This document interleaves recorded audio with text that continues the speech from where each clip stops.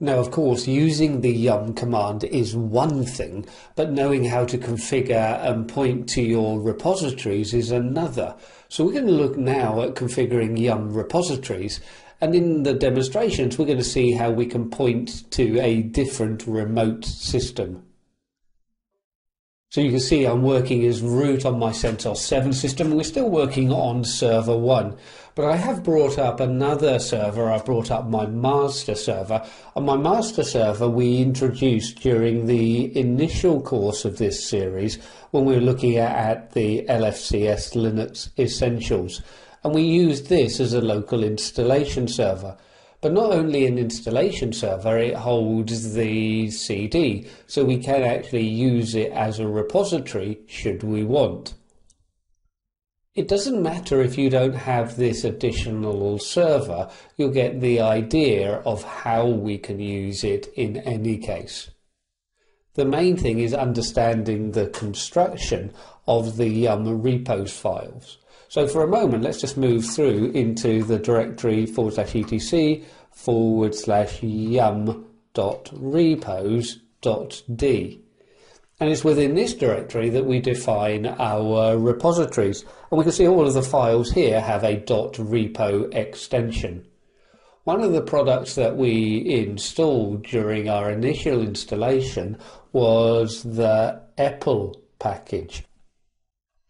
So if I run the command yum info and then EPEL release, again remember I can use tab completion even on those package names.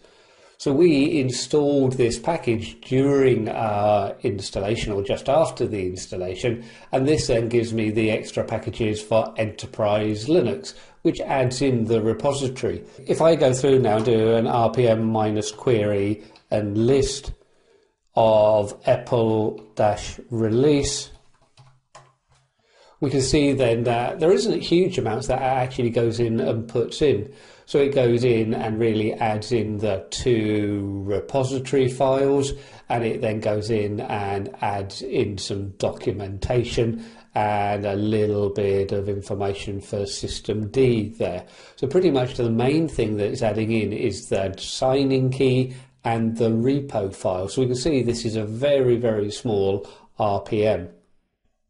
If we look at the construction of these files, so again, if I just go through and less out, and we'll just use one of the standard ones, so let's say CentOS base, we can see then the structure where we have a repository ID, a repository name, and you can see the name is more of a description. We can have mirror list or base URL. So you can see here they're using the mirror list where we're going to mirror servers. We can enable the public key check and put the public key file. As we start going through, we can see some other entries that they've got in. So here they've got then CentOS Plus. At the moment, this is disabled. We've got enabled equals 0, which means that it is disabled. But again, we could go through and enable it if we want. We can list our repositories by doing a yum repo list. So we can see then the repositories that we have. If I up arrow key and use the all option, we can also go through and then see all of the disabled repositories that we have. So these are all in our configurations, but they are just disabled. If I want to add in my own repositories, what I'm going to do, if I look in this directory, I'm going to move all of the CentOS ones. So all I'm going to do here is move C*, and we're going to then move it through to the root user's home directory.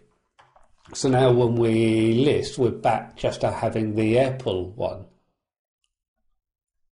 So we'll go through now and create our own new repository file. So we'll just call it, let's say, local.repo. and we're going to hit the insert key. And the first thing we do is put in the ID. So we're going to put then, so we'll call it, say, CentOS 7. There shouldn't be any spaces or weird characters within the ID. The name, as we say, is more of a description, so we can have name equals then CentOS, and then we'll have 7.2 local network. We can then put our base URL, and this is then going to point through to the web server that I've installed and have running on my master server.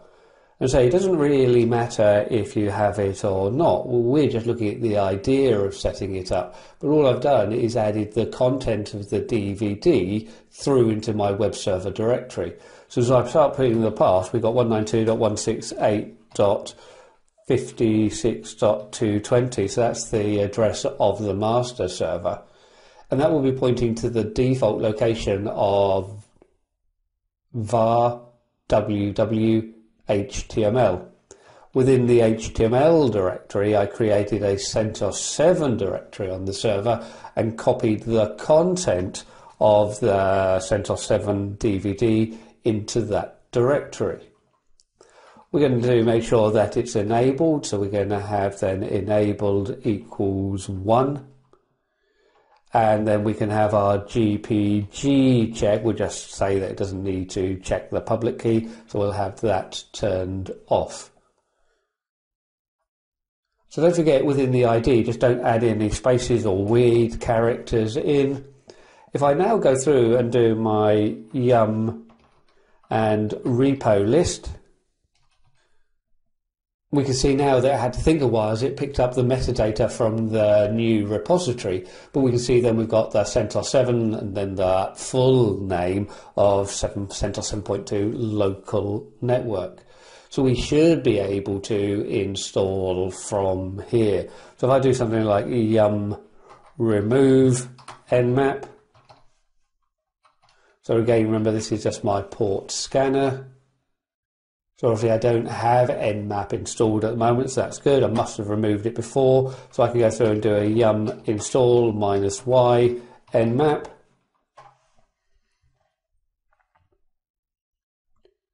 So we can see then that that's coming from my local repository, the CentOS 7 repository.